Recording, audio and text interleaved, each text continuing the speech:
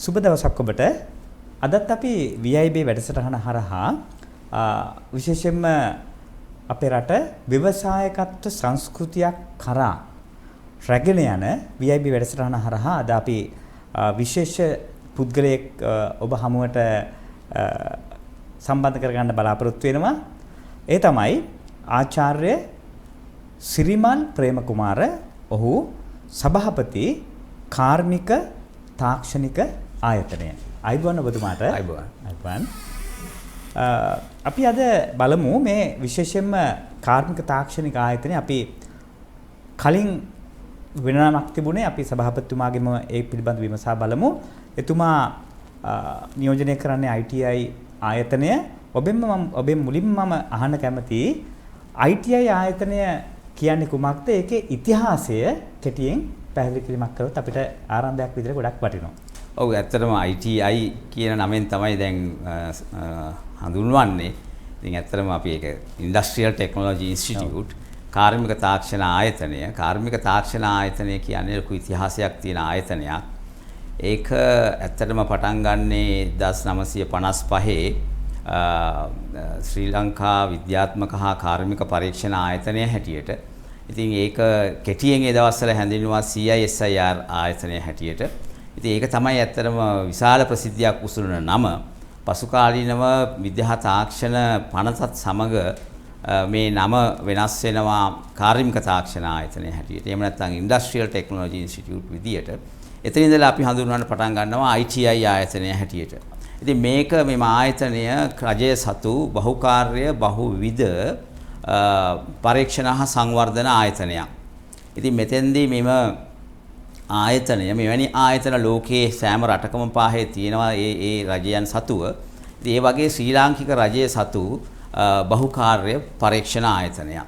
ඉතින් මෙතෙන්දී විශේෂයෙන්ම සඳහන් කළ යුතු කාරණයක් තමයි මෙහිදී පරීක්ෂණ හා සංවර්ධන කටයුතු සිදු කරනු ලබන්නේ විශේෂයෙන්ම රට තුල කර්මාන්ත නගා සිටුවීමේ අභිලාෂයෙන්. හොඳයි. බොහොම හොඳයි. එතකොට ඔබ ITI ආයතනයේ ඉතිහාසය සහ ඒ වගේම ඒකේ මොන වගේ දායකත්වයක්ද රටට දෙන්නේ කියන එක පැහැදිලි කළා. ඒකම ITI එකේ සමස්ත කාර්යභාරය කුමක්ද කියන එක පොඩි කෙටියෙන් පැහැදිලි කළොත් ඒකත් අපිට වැදගත් වෙනවා. ඔව්. ITI ආයතනයේ ක්‍රියාත්මක වෙන්නේ තාක්ෂණ අමාත්‍යාංශයේ යටතේ. ඉතින් මෙහි මම කලින් සඳහන් කළා වගේ මේක බහුකාර්ය බහුවිධ පරීක්ෂණ හා සංවර්ධන ආයතනයක් වුණාම මේකේ කාර්යභාරයේ පරාසය ඉතාමත් විශාලයි. සෑම අංශයකම වාගේ පරීක්ෂණ කටයුතු සිදු කිරීම සඳහා බලය පවතින ආයතනයක්. ඉතින් ඒකම තමයි මෙතෙන්දී පරීක්ෂණ කටයුතු කරනවාට සමගාමීව සුවිශේෂී කාර්යභාරයක් සිදු කරනවා විශේෂයෙන්ම රටට අවශ්‍ය විශ්ලේෂණ කටයුතු සිදු කිරීම. ඉතින් මෙතෙන්දී විශේෂයෙන්ම කර්මාන්ත කරුවන් සඳහා වැදගත් වන සුවිශේෂී අංගයක් තමයි මේ විශ්ලේෂණ වාර්තා ලබා ගැනීම. ඉතින් ඒක රටක ඉතාමත් වැදගත් කාර්යභාරයක් විශේෂයෙන්ම ආනයන සහ අපනයන කටයුතු වලදී මෙම විශ්ලේෂණ වාර්තා ඉතාමත් වැදගත් වෙනවා.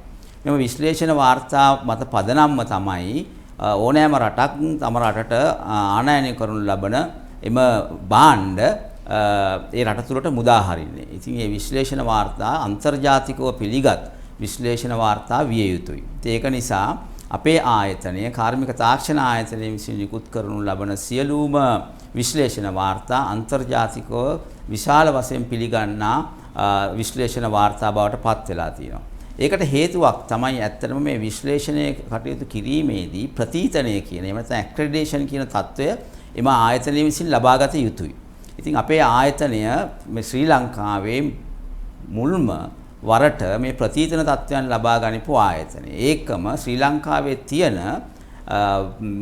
වැඩිම ප්‍රතිතන තත්ත්වයන් ලබාගත් විශ්ලේෂණ ක්‍රමවේදයන් සහිත ආයතනය.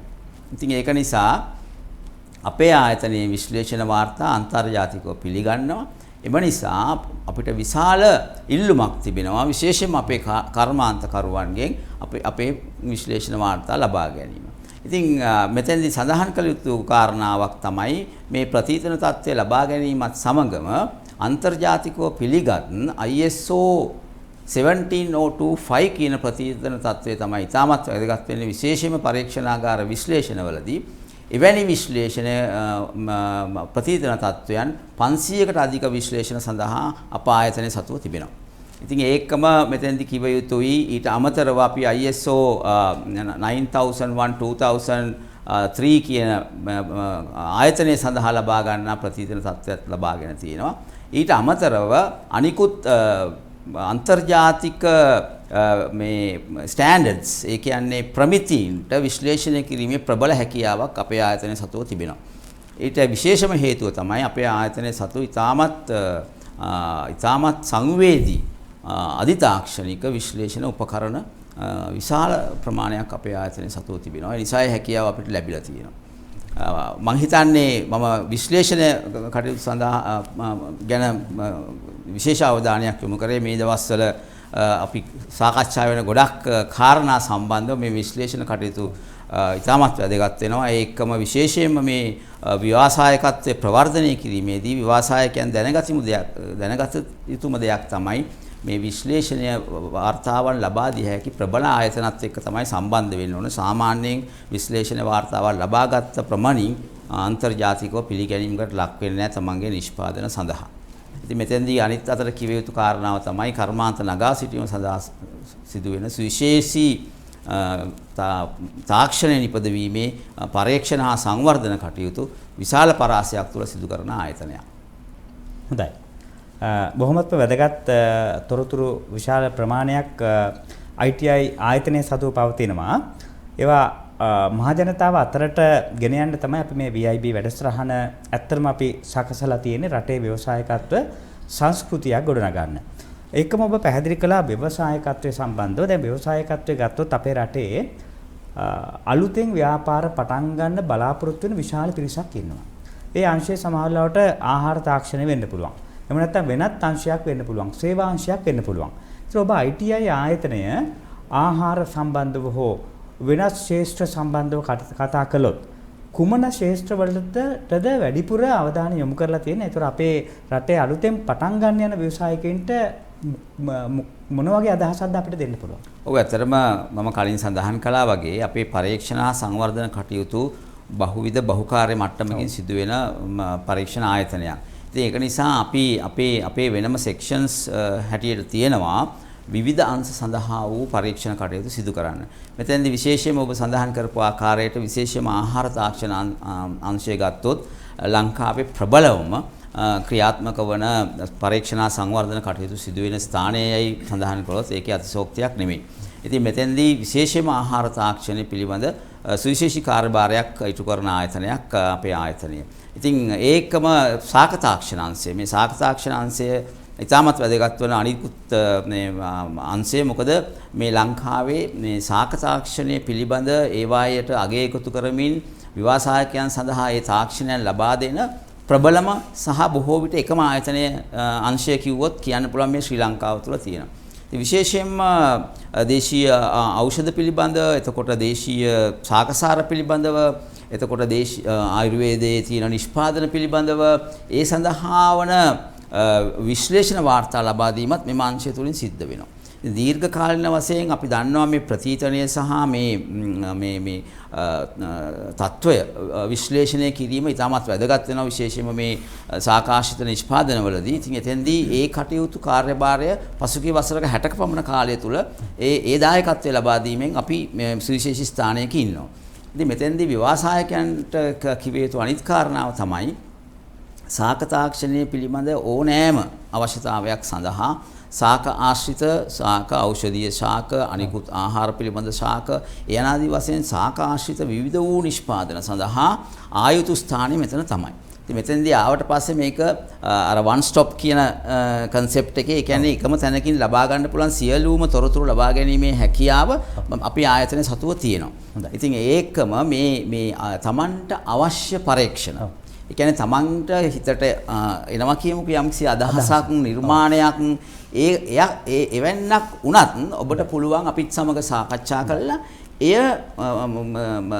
මේ වෙළඳපළට යන මට්ටමට මේක සූදානම් කර ගැනීමේ හැකියාව තියෙනවා. ඒකම මෙතනදී කිව යුතු අනිත් කාරණාව තමයි දැන් යම්කිසි නිෂ්පාදනයක් ඔබ විදේශීය වෙළඳ පොලේ දැක්කන. එහෙම නැත්නම් විදේශීය වෙළඳ පොලේ තියෙන නිෂ්පාදනයක් ශ්‍රී ලංකාවට ආනයනය කළා ඔබට හිතෙනවා නම් එවැනි නිෂ්පාදනයක් මා කළ යුතුයි කියලා. ඔකට අපි කියනවා රිවර්ස් ඉන්ජිනියරින් කියලා. අපි එන්නේ ඒ වගේ නිෂ්පාදනයක් කරලා දෙන්න කියලා අපේ ආයතනයට ඇවිල්ලා සාකච්ඡා කළොත් අපිට ඒක කරලා දෙන්නත් පුළුවන්. විශේෂයෙන්ම පිටරට මේ අපේ පිටරට ගිහිල්ලා ඒ දැනුම ලබාගෙන ආපු පිරිස් දැන් එන්න ක්‍රමානුකූලව වැඩි වෙනවා මේ වකවානුව තුළ. ඔවුන්ට කිව යුතුම කාරණාවක් තමයි ඔබලා ඒ රටවල් වලදී දැකපු ඒ සුවිශේෂී නිෂ්පාදන තිබෙනවා නම් ඒවායේ සාම්පල් එකක් ගෙනල්ලා මෙන්න මේක මට හරියටම මැච් කරලා දෙන්න කිව්වොත් අපිට ඒක කරන්නත් හැකියාව තියෙනවා. ඉතින් අපි ගොඩාක් වෙලාවට ඒ වගේ නිෂ්පාදන අර ඒවා රිවර්ස් ඉන්ජිනියරින් කරලා එවැනි නිෂ්පාදන මේ වෙනකොට වෙළඳ පොළටත් ගිහිලා තියෙනවා විවිධ ව්‍යවසායකයන්ගේ. ඊට අමතරව අපේ තියෙනවා materials technology section එක. ඒ කියන්නේ ද්‍රව්‍ය තාක්ෂණාංශය කියලා වෙනම පරීක්ෂණාංශයක් තියෙනවා. ඒ පරීක්ෂණාංශයෙන් කරන්නේ ගොඩක් වෙලාවට ද්‍රව්‍ය ආශ්‍රිත පරීක්ෂණ. උදාහරණයක් හැටියට මම කිව්වොත් එහෙම අපි ගත්තොත් එහෙම කෙසෙල් කඳන් අහක දාන විශාල වශයෙන් අහක දාන ස්වභාවික සම්පතක්. ඉතින් මේකේ කෙඳිලා බාගෙන විවිධ වූ නිෂ්පාදනය කරන්න පුළුවන් නම් ඒකට ලොකු වෙළඳපොළක් මේ වෙනකොට නිර්මාණය වෙලා තියෙනවා. ඉතින් අපේ ද්‍රව්‍ය තාක්ෂණාංශයෙන් තමයි ඒ වාගේ මැටීරියල්ස් පැත්ත පිළිබඳ පරීක්ෂණ කරන්නේ. ඉතින් මෙතෙන්දී ඒ වගේ ස්වභාවික සම්පත් ආශ්‍රිතව තිබෙන ඒ ද්‍රව්‍ය පිළිබඳ කරන පරීක්ෂණ වාගේම අපේ තියෙන ඛනිජ සම්පත් සම්බන්ධවත් පරීක්ෂණ සිදු කරනවා. ඒකම අපිට අපේ මේ ඉමාංශය තුලම ස්ථාපිත කරලා තියෙනවා Center of Excellence කියලා. ඒවා මේ සෙරමික් භාණ්ඩ සම්බන්ධව තියෙන එහෙම අංශයක් තියෙනවා. ඉතින් මේ සෙරමික් භාණ්ඩ සම්බන්ධවත් විවිධ වූ අදහස් තියෙනවා නම් ඒ නිර්මාණ කරගැනීමේ හැකියාවත් අපේ ව්‍යවසායකයන්ට තිබෙනවා. හොඳයි. ඒකම ව්‍යවසායකයෙක් බවට පත්වීමට බලාපොරොත්තු වෙන පිරිසටත් අපේ ට්‍රේනින් ප්‍රෝග්‍රෑම්ස් මේ හැම සෙක්ෂන් එකකින්ම කරනවා. ෆුඩ්, ආහාර තාක්ෂණ, ශාක තාක්ෂණ, සගන්ධ තෙල්, එතකොට විවිධ වූ ඖෂධීය නිෂ්පාදන, එතකොට ඔයගේ මේ ද්‍රව්‍ය තාක්ෂණ සම්බන්ධ ඔය අපි මම කලින් සඳහන් කරා වගේ එවැනි නිෂ්පාදන ඒවා සිදු කරන ආකාරය පිළිබඳ වැඩමුළු තියෙනවා. වරින් වර අපි පත්තරේ දැන්වීමක් පළ කරලා මේ වැඩමුළු තියෙනවා කියලා අපි දැනුවත් කරනවා. එතකොට ඒවට සම්බන්ධ වෙන්න පුළුවන් සහතිකයක් ලැබෙනවා. ඒකම මේ ට්‍රේනින් එක ලැබෙනවා. ඒ ට්‍රේනින් එකෙන් පස්සේ Tamanට ව්‍යාපාරයක් ආරම්භ කරන්න පුළුවන් වෙනවා. අපේ තියෙන වැදගත්කම තමයි මේ තමන් ව්‍යාපාරයක් ආරම්භ කරන්න සූදානම් වෙනවා නම් අපේ තාක්ෂණය ලබාගෙන අපි මේ ඒ ව්‍යවසායකයා දිගටම බලා ගන්නවා. ඒ කියන්නේ ඔහුට දිගටම අපි උදව් කරනවා. ඔහුගේ නිෂ්පාදනය විදේශීය වෙළඳපොළත් එක්ක තරඟ කරන්න පුළුවන් මට්ටමට එනකන් සහ ඔහුගේ කකුල් දෙකෙන් හිට ගන්න තත්ත්වයට එනකන් අපි ඒ කාර්යය සිද්ධ කරනවා. හොඳයි. ඔබට පැහැදිලි නව ව්‍යවසායකයෙක් හරි දැනට සිටින ව්‍යවසායකයෙක් හරි කොහොමද ITI එක ගොඩනගන්නේ කියලා ඒ පිළිබඳ අපි තවදුරටත් කෙටි විරාමයකින් පසු නැවත සාකච්ඡා කරමු.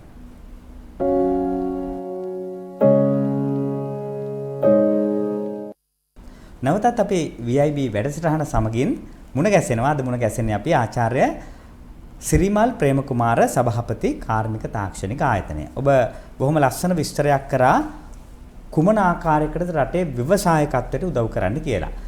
දැන් මට දැනෙච්ච දේ තමයි new product development. නව නිෂ්පාදන සංවර්ධනයට ඔබ විශාල දායකත්වයක් රටේ දරනවා.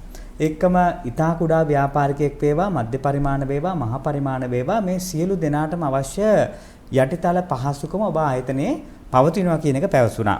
ඔබ ප්‍රකාශ කරා.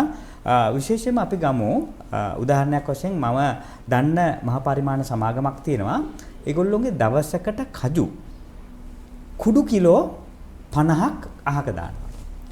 මගෙන් ඇහුවා මේ කුඩු කිලෝ 50ට යම් නිෂ්පාදනයක් කරන්නලා දෙන්න පුළුවන් නම් කුඩු කිලෝ 50 නොමිලේ ඒගොල්ලෝ දෙන්න කැමති. ඒකෙන් නිෂ්පාදනය කරන භාණ්ඩ ටිකත් ඒගොල්ලන්ගේ සුපර් මාකට් ජාලයක් තියෙනවා. ඒගොල්ලෝ කැමති ඒ බඩු ටිකත් අරගන්න. ඒ වගේ දෙයකදී ඔබ ආයතනයට යම් පිළිතුරක් දෙන්න පුළුවන්. ඔව් අනිවාර්යයෙන්ම ඉතාමත් වැදගත් මේ ඒ යෝජනා කරන මේ අදහස. මොකද විශේෂයෙන්ම ව්‍යාපාරයක අතුරුඵලනේ ඕවා. ඔය අතුරුඵල එහෙම නැත්නම් මේවා අහක දාන්න බලාපොරොත්තු වෙන කොටස් වලට අනිවාර්යයෙන්ම අගේ එකතු කිරීමක් සිදු කරන්න ඕනේ. නැත්නම් ඒ ව්‍යාපාරය ඒ විශාල ප්‍රමාණයකින් අර අපේ කසල වලට දායකත්වය දක්වන ව්‍යාපාරයක් බවට පත් වෙනවා. ඒක විය යුතු නැහැ. ඉතින් ඒක නිසා අපි දන්නවා කසල කියන්නේ මුදල් කියන එක. එහෙම නැත්නම් අතුරු ඵල කියන්නේ අහකට දාන්න තියෙන ඒවා විශාල මුදල් හොයන්න පුළුවන් ඒවා බව අපි දන්නවා කොහොමද. අනිත් එක මේවා ස්වභාවික සම්පත් විශේෂයෙන්ම කජු කිව්වොත් එහෙම ඉතාමත් ඉහළ අගයක් තියෙන ස්වභාවික සම්පතක්. ඉතින් දැන් මට හිතෙනවා මට විවිධ අදහස් මගේ ඔළුවට එනවා දැන් මේකෙන් කරන්න පුළුවන් ඒවා. ඇත්ත වශයෙන්ම අපේ ආයතනයට ඇවිල්ලා සාකච්ඡා කළොත් ඔබට ඉතාමත් සුදුසු ඉතාමත් පහසුවෙන් සහ වියදමක් ඒ කියන්නේ Tamanට දරන්න සිද්ධ වෙන ඒ සඳහා දරන්න සිද්ධ වෙන වියදම අවම වන මට්ටමේ නිෂ්පාදන කරන ආකාරය පිළිබඳ සාකච්ඡා කළා. ඒ සඳහා පිළියමක් අපිට යොදන්න පුළුවන්. විශේෂයෙන්ම ඔයවැනි ස්වභාවික සම්පත් වලින් ඉවත් කරන කොටස් වලින් විවිධ වූ නිෂ්පාදන සිද්ධ කරන්න පුළුවන්. විවිධ වූ නිස්සාරණ ලබා ගන්න පුළුවන්. අපි මම දන්නේ නැහැ කචු ඔය අහක දාන එකෙන් ඔයිල් එක එක්ස්ට්‍රැක්ට් කරලා කොච්චර ප්‍රයිස් එකකට දෙන්න පුළුවන්ද කියන එක ඒ ගැන මට තාම අදහසක් නැහැ. නමුත් එවැනි විවිධ වූ නිෂ්පාදන කරන්න පුළුවන්.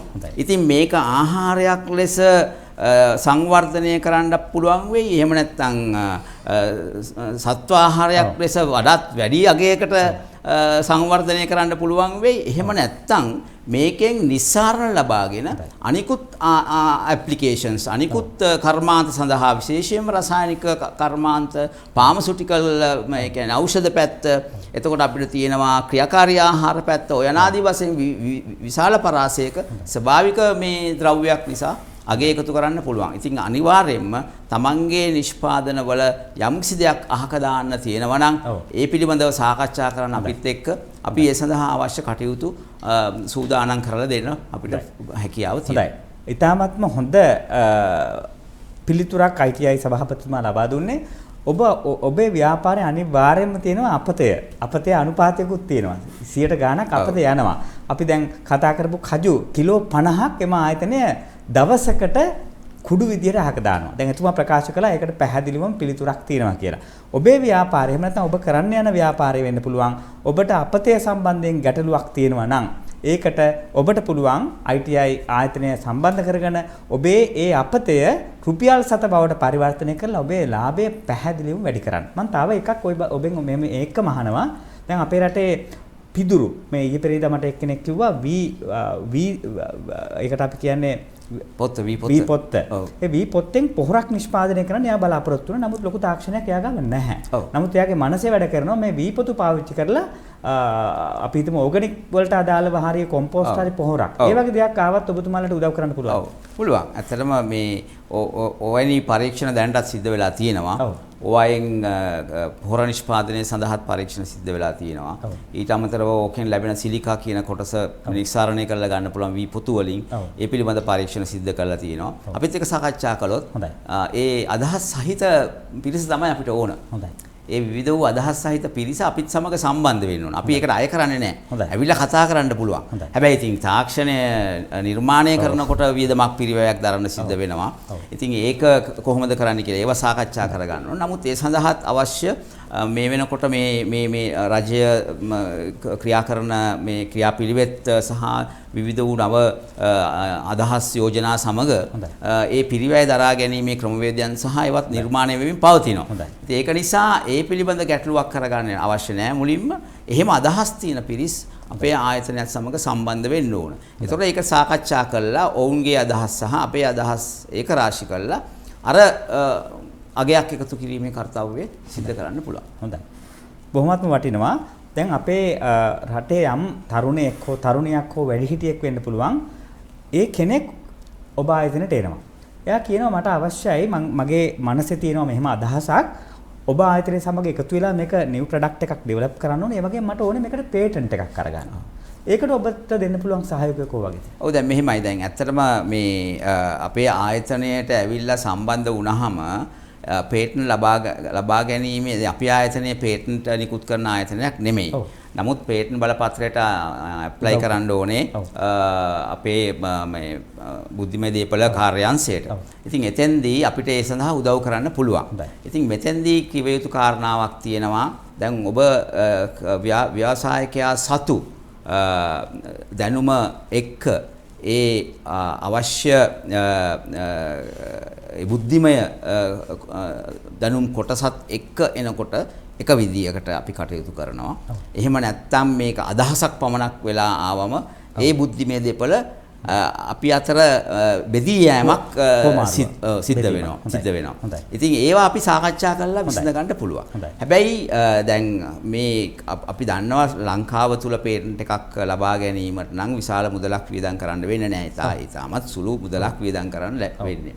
නමුත් අන්තර්ජාතික වශයෙන් මේ පේටන්ට් බලපත්‍රයක් ලබා ගැනීමට අවශ්‍යතාවය තියෙනවා නම් ඒ සඳහා ඊට වැඩි කාර්යභාරයක් සිදු කරන්න වෙනවා. ඉතින් ඒ සඳහා උදව් ලබා ගන්න පුළුවන් අපේ මේ බුද්ධිමය දේපල කාර්යාංශයෙන් ඒ සඳහා අන්තර්ජාතික පේටන්ට් බලපත්‍රයක් මේ ලොන්ච් කරන්න ඒ සඳහා මේක කරන්න පුළුවන්. ඉතින් මේ පේටන්ට් බලපත්‍ර ලබා ගැනීමට අමතරව කිව යුතු කාරණාවක් තියෙනවා.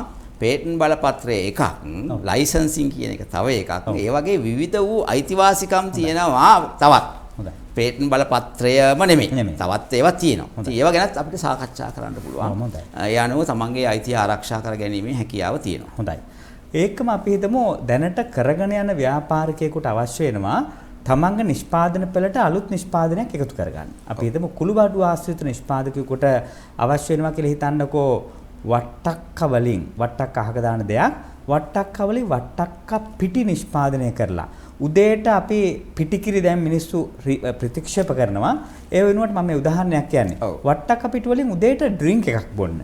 අපි හිතමු ඔබේ ඒ වගේ එකක් ඩෙවලොප් කරලා තියෙනවා නම් ඔබ දැනටමත් ඒක පරිශන කරලා යම් තැනකට ඒක ගෙනහලා තියෙනවා මාකට් කරන්න විතරයි තියෙන්නේ. ඒතර කර්මාන්තකරුට පුළුවන් දෙක එක්ක මුදලට අරගන්න එහෙම නැත්නම් රොයල්ටි ෆී එකක් ගෙවලා හරි මොන වගේ ඉඩ කඩක්ද ඒ වගේ කරලා තියෙන්නේ. ඔව් ඇත්තටම දැන් උදාහරණයට ගත්ත මේ වට්ටක්ක නම් අපි මේනකොටත් ඒ නිෂ්පාදන සිද්ධ කළා ඒවා ඒ තාක්ෂණය ලබා දීමට සූදානම් කරලා තියෙන්නේ. ඉතින් ඒ වගේ විවිධ වූ ස්වභාවික සම්පත් මම කලින් සඳහන් කළා වගේ අගයකට කිරීම කරන්න පුළුවන්. ඒ කිසි ගැටලුවක් නැහැ. ඉතින් අපිත් කල්පනා කරලා ඔය විවිධ වූ ඔය වගේ නිෂ්පාදන මේ වෙනකොට සිද්ධ කරලා තියෙනවා. ඉතින් ඒ සඳහා ක්‍රමවේදය තමයි අපේ ආයතනයත් සමග සම්බන්ධ වෙන්න ඕන. සම්බන්ධ වෙලා මේ ඒ පිළිබඳව සාකච්ඡා කරලා ඒ තාක්ෂණය හුමාරු කරගන්නේ කොහොමද කියන කටයුත්ත ඒක කරන්න ඕනේ. ඉතින් එතෙන්දී ක්‍රමවේද කීපයක් තියෙනවා මේ කියන්න ඕනේ. විශේෂයෙන්ම අපි ඇග්‍රීමන්ට් එකක් අත්සන් කරන්න තියෙනවා. තාක්ෂණ හුමාරු පිළිබඳ මේ ඒ ඇග්‍රීමන්ට් එක. ඉතින් එතෙන්දී ක්‍රමවේද දෙකක් තියෙනවා. අපි කියනවා එක්ස්ක්ලූසිව් රයිට්ස් දෙනවා කියලා. ඒ කියන්නේ එම ව්‍යවසායකයාට පමණයි ඒ තාක්ෂණය දෙන්නේ. අපි වෙන කාටවත් දෙන්නේ නැහැ. එහෙම නැත්නම් non exclusive rights කියලා. ඒක අපි ඒ යම්කිසි හැම තාක්ෂණයකටම අපි මේ ඒකට value එකක් තියෙනවා, අගයක් තියෙනවා. ඒ අගය මෙච්චරයි කියලා අපි ඒක තීරණය කරලා තියෙනවා. ඉතින් ඒ අගය තමයි අපේ charge එක. අපි අය කරන මුදල එතෙන්දී ඒකත් එක්ක අපි ලබා දෙනවා ඒ තාක්ෂණය. ඉතින් මේක Tamanටම ලබා ගන්නකොට ටිකක් අර ටෙක්නොලොජි ට්‍රාන්ස්ෆර් ෆී එක වැඩි වෙනවා. එහෙම නැත්නම් වෙනත් අයටත් ලබා ගන්න පුළුවන් විදියට දෙන non exclusive කියන එකේ සාමාන්‍යයෙන් ගෙවිය යුතු මුදල් ප්‍රමාණය අඩුයි. ඉතින් ඒක නමුත් ඒක අපි කීප දෙනෙකුට ලබා දීමේ අවකාශය අපි තියාගෙන තමයි දෙන්නේ. ඉතින් මෙතෙන්දී වැදගත් වෙන්නේ දැන් ගොඩක් වෙලාවට අපි කැමති මේ තරගකාරී ව්‍යාපාරිකයන් ඇති වෙලා අවසාන වශයෙන් රටට හොඳ නිෂ්පාදනයක් අන්තර්ජාතික වෙළඳපොලේ තරඟ කරන්න පුළුවන් කෙනෙක් බිහි කරන්න. අවශ්‍ය වාතාවරණය නිර්මාණය කරන්න. ඉතින් එතෙන්දී අපි ගොඩක් වෙලාවට කැමති non exclusive අර තරඟකාරීත්වයක් නැතුව දෙන එකකට වැඩිය තරඟකාරීත්වයක් ඇති වෙන විදියට මේ ව්‍යවසායකයාට මේ ලබා දෙන්න. ඉතින් එතකොට ව්‍යවසායකයාගේ දක්ෂතාවයත් එක්ක මේක ඉස්සරහට ගෙනියනවා ඒ අය. නැත්තම් කවුරු හරි තනි අයිතිය ගත්තට පස්සේ සමහර ලාවට ඒක යාට අවශ්‍ය විදියට එතන තියාගෙන යාට අවශ්‍ය ප්‍රමාණයට පමණක් ඒක තියෙන්න පුළුවන්. අර ඒකේ දියුණුවක් ඇති වෙනවා අපිට දකින්න අමාරුයි. ඒ නිසා අපි කැමති non exclusive යනවට. හැබැයි ඉතින් මේ exclusive rights ඒකේ කිසි ගැටලුවක් නැහැ. ඔබ ව්‍යාපාරිකයෙක් ඔබ ඉල්ලනවා නම් අපි බැඳී සිටිනවා ඒ ලබා දෙන්න. ඒක කිසිව විවාදයක් නැහැ. හොඳයි. ඒකම සභාපතිතුමා සාමාන්‍ය ව්‍යවසායකයෝ අතර මෙහෙම මතයක් තියෙනවා. ITI එක ගැන නෙමෙයි පොදුවේ රටේ මතයක් තියෙනවා. මගේ හිතේ තියෙන අදහස දුන්නොත් මේ අදහස හොරකම් කරයි කියලා. ඒකට ලබා දෙන්න පුළුවන් එයාට දෙන්න පුළුවන් ආරක්ෂාව මොන වගේ එකක් දෙන්න පුළුවන්ද? එහෙම සිතුවිල්ලක් ආවොත් කාගේ හරි. ඔව් ඇත්තටම අපි මුලින්ම එවැනි සාකච්ඡාවක් සිද්ධ කරනකොට NDA කියන එකක් අත්සන් කරන්න පුළුවන්. non disclosure agreement. අපි දෙන්න අතර තියෙන ගනුදෙනුව කිසිම අවස්ථාවක වෙනත් කෙනෙකුට ප්‍රකාශ නොකරන බවට අත්සන් කරන නීතිමය ලියවිල්ලක්. ඒක අපේ ආයතනයේ තියෙනවා. ඉතින් අපි ගොඩක් වෙලාවට ඒක අත්සන් කරනවා විශේෂයෙන්ම ව්‍යාපාරිකයන් සමග අපේ තියෙන තාක්ෂණයන් සාකච්ඡා කරන්න කලින්. ඒක ලෝකයේ ඕනම තැනක සිද්ධ වෙන දෙයක්. ඇත්තටම මේ කළ යුතුයි. මොකද අපි එතනින් තමයි විශ්වාසය ගොඩනගා ගන්නෙ. ඉතින් ඒක නිසා ඒ ගැන ගැටලුවක් තියාගන්න එපා. අනිත් එක කාර්මික තාක්ෂණ ආයතනය කියන්නේ දූෂණයෙන් තොර ආයතනයක් ඔබතුමාලා දන්නවා ඇති. අපේ ආයතනයේ විශ්ලේෂණ වාර්තා අපේ ආයතනයේ පරීක්ෂණ කටයුතු තමයි ජනතාව ඉල්ලා සිටින්නේ. මොකද අපි ඉතාමත් නිහතමානීව ඉතාමත් ඉන්ඩිපෙන්ඩන්ට් අපි කාටවත් බර නැතිව ස්වාධීනව කටයුතු කරන ආයතනයක්. ඉතින් ඒක අපි දීර්ඝ කාලිනව ඒ නම පවත්වාගෙන ඇවිල්ලා තියෙනවා. විශේෂයෙන්ම 1955 ආරම්භ කරපු දවසේ ඉඳලා මේකේ ඉන්නේ ඉතාමත් ඉහළ මට්ටමේ විද්‍යාඥයන් සහ ඉංජිනේරුවරු පරීක්ෂණ විද්‍යාඥයන්. ඔවුන්ගේ නම ගැන ඉතාමත් ආඩම්බරයි. ඒ නිසා ඔය වගේ අර බය වෙන්න දෙයක් නැහැ. අපිත් එක්ක අපි ඒවා ඉතාමත් ආරක්ෂා කරගෙන කටයුතු කරන ආයතනයක්. ලංකාවේ මමත් ව්‍යවසායික ශාස්ත්‍රීය නිසා දන්නවා ITI කියන ආයතනය හරහා ලංකාවේ සුවිශාල ව්‍යාපාර ගොඩාක් බිහි වෙලා තියෙනවා. ඒ නිසා ඔබටත් මහා හොඳ තෝතැන්නක් මේ වගේ ආයතනයකින් ඔබට ගොඩක් වැඩ ගන්න පුළුවන්. තමන්ගේ නව නිෂ්පාදනයක් වෙන්න පුළුවන්. කරගෙන යන ව්‍යාපාරයේ ඔබේ තාක්ෂණය තවදුරටත් වර්ධනය කරගන්න වෙන්න පුළුවන්. මේ සම්බන්ධව ඔබට තොරතුරු දැනගන්න අවශ්‍ය වුණොත් සභාපතිතුමා දුරකථන අංකයක් හෝ ආයතනය ගැන පොඩි ඒගොල්ලන් කොහොමද සම්බන්ධ වෙන්නේ කියන එක පොඩි මේකක් කරමු වැඩසටහන අවසන් වෙන්න කලින්. ඔව්. ඉතින් මේ අපේ ආයතනයත් සමග සම්බන්ධ වෙන්න ඉතාමත් පහසුයි. www.iti.lk www.iti.lk එම වෙබ් අඩවියට පිවිසිලා එහි තියෙනවා විවිධ අංශවලට අවශ්‍ය දුරකථන අංක අධ්‍යක්ෂක ජෙනරාල්තුමියගේ දුරකථන අංකය තියෙනවා. ඒකම අපිට අපේ ආයතනයේ තියෙන වෙනම ව්‍යාපාර කටයුතු සඳහා වන අංශයක්. එහි අධ්‍යක්ෂකවරියක් ඉන්නවා. ඒ අයගේ දුරකථන අංකත් තිබෙනවා. මං සභාපති හැටියට පොදු දුරකථන අංකය මට ලබා දෙන්න පුළුවන් 2379800 2379800 237යි 98යි 02 0.01 3යි 7යි 9යි 8යි 0.0 තමයි පොදු දුරකථන අංකය. එම දුරකථන අංකයට කතා කළා විශේෂයෙන්ම අපේ අධ්‍යක්ෂක ව්‍යාපාර කළමනාකරණ අංශය අමතන්න එතුමිය ඔබ සමග සම්බන්ධ වෙලා අවශ්‍ය කටයුතු සිදු කළ දෙයි. ඊට අමතරව විශේෂයෙන්ම ඔබ තුමන්ලාට තුමියන්ලාට පුළුවන් අපේ වෙබ් අඩවියට පිවිසිලා ඒ අපේ ආයතනය පිළිබඳ තියෙන විවිධ වූ තොරතුරු ලබා ගන්න. හොඳයි. බොහොමත්ම ස්තුතියි. 0112 379 800 ITI ආයතනයට කතා කරලා ඔබට ඕනම තොරතුරක් ගන්න පුළුවන්. සභාපතිතුමාව මම අනිවාර්යයෙන්ම තවත් වැඩසටහනකට ගෙන්නනවා. හේතුව අපිට තව ගොඩාක් දේවල් කතා කරන්න තියෙනවා. ඒවා අතිශය වැදගත් අප රටේ පුරවැසියන් වන ඔබට, ව්‍යවසායිකයින් වන ඔබට. ඒ නිසා අද දවසේ පැමිණියාට බොහොමත්ම ස්තුතියි. බොහොමත්ම සතුටුයි අද අපිව දැනුවත් කළාට. බොහොම ස්තුතියි. නැවත අපි මුණ ගැසෙමු.